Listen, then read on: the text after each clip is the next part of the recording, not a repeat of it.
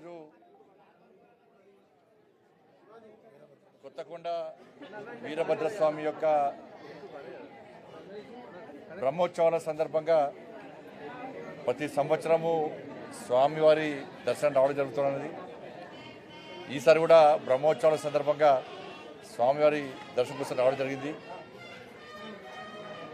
కోరిన కోరికలు తీర్చే దేవాదుడు ఆ వీరభద్రస్వామి వారు.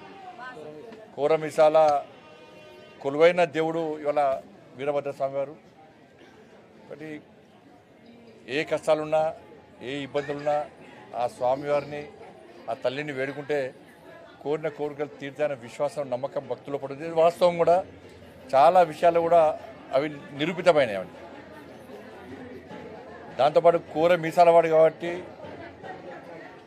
సమాజానికి ద్రోహం చేసేవాళ్ళు కానీ దేశానికి ద్రోహం చేసేవాళ్ళు కానీ ఇతరుల నాశనం కోరుకునే వాళ్ళు కానీ వాళ్ళందరినీ సంహరించి తన గుణపాఠం చెప్పేటువంటి వ్యక్తి దేవుడు ఆ వీరభద్రస్వామి.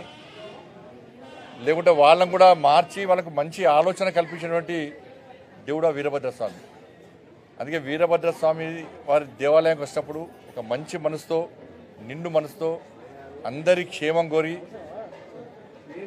అందరు సుఖశాంతితో ఉండాలని చెప్పి కోరుకున్నప్పుడే ఆ తండ్రి మనకు ఆశీర్వాదం ఇస్తాడన్న విశ్వాసం నమ్మకం భక్తుల పాటు ఉంది. కాబట్టి వాళ్ళ ఈ జిల్లా సుభిక్షంగా ఉండాలి, తెలంగాణ రాష్ట్రం సుభిక్షంగా ఉండాలి, దేశం సుభిక్షంగా ఉండాలి.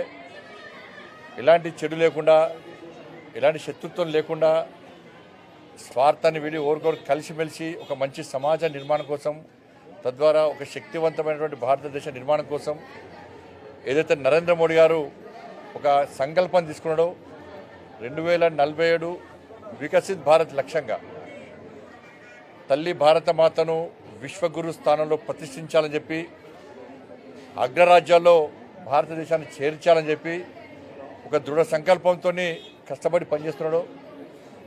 నరేంద్ర మోడీ గారికి శక్తిని సామర్థ్యాన్ని అందించాలని చెప్పి వారి ఆలోచన విషయంలో దేశ ప్రజలంతా ప్రతి భారతీయుడు వారికి అండగా ఉండి ఆ సంకల్పాన్ని కూడా తీసుకొని ఒక అభివృద్ధి చెందిన భారత్గా ఒక శక్తివంతమైన భారత్గా నెలకొల్పే విషయంలో అందరూ జాగృతమై అందరూ సహకరించాలని చెప్పి ఆ ఆశీర్వాదాన్ని ఆ స్వామి అందించాలని చెప్పి మనస్ఫూర్తిగా కోరుకుంటూ అందరు కూడా ఇవాళ కేవలము ఈ ప్రాంతానికి సంబంధించిన దేవుడే కాదు, దేవాలయం కాదు. కొత్తకొండ దేవాలయం అంటే తెలంగాణ ఆంధ్రతో పాటు మహారాష్ట్రతో పాటు ఇతర రాష్ట్రాల నుంచి కూడా ఈ బ్రహ్మోత్సవాల సందర్భంగా ఈ ఉత్సవాల సందర్భంగా వచ్చి స్వామివారిని దర్శించుకోవడం జరుగుతూ ఉన్నది. చాలామంది ఎదురుస్తూ ఉంటారు, ఎప్పుడు బ్రహ్మోత్సవాలు వస్తాయి, ఎప్పుడు వార్షికోత్సవాలు వస్తాయి, ఎప్పుడు ఉత్సవాలు జరుగుతాయి, స్వామివారు ఆ సమయంలో కొలువై ఉంటాడు ఇక్కడ, స్వామివారిని దర్శించుకోవాలని ఒక సెంటిమెంట్ ప్రజల లోపల ఉంది. కాబట్టి వేలాది మంది భక్తులు వచ్చి స్వామివారిని దర్శించుకునే ప్రయత్నం చేస్తున్నారు. కాబట్టి నేను కూడా పార్లమెంట్ సభ్యునిగా గతంలో కూడా సహకరించే ప్రయత్నం చేసినా, మొన్న కూడా చిన్న చిన్న సమస్యలు ఉంటే కూడా ఏర్పాట్ల విషయంలో నా వంతు సహకరించే ప్రయత్నం చేసిన. భవిష్యత్తులో కూడా లైటింగ్ కానీ బోరింగ్ కానీ సరే చిన్న చిన్న మనం బాధ్యత కాబట్టి మనం చేస్తాం. భవిష్యత్తులో కూడా ఇంకా దేవాలయాన్ని అభివృద్ధి చేయడానికి తప్పకుండా నా వంతు ప్రయత్నం చేస్తాను. అందరికీ నమస్కారం. మరొక్కసారి అందరు కూడా ప్రజలందరూ కూడా మకర సంక్రాంతి, భోగి, కనుమ పండుగ శుభాకాంక్షలు. ప్రకృతితో ముడి ఉన్నటువంటి పండుగ సంక్రాంతి.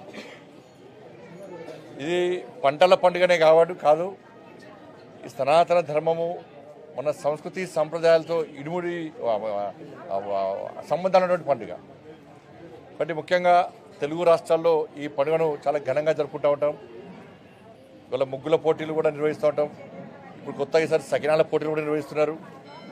ఏంటంటే మన సంస్కృతిని వీడి పాశ్చాత్య సంస్కృతికి అలవాటు పడుతున్న సందర్భంలో మన సంస్కృతిని గుర్తించాలన్న ఆలోచనతో పండుగను పండుగలాగానే జరుపుకోవాలి.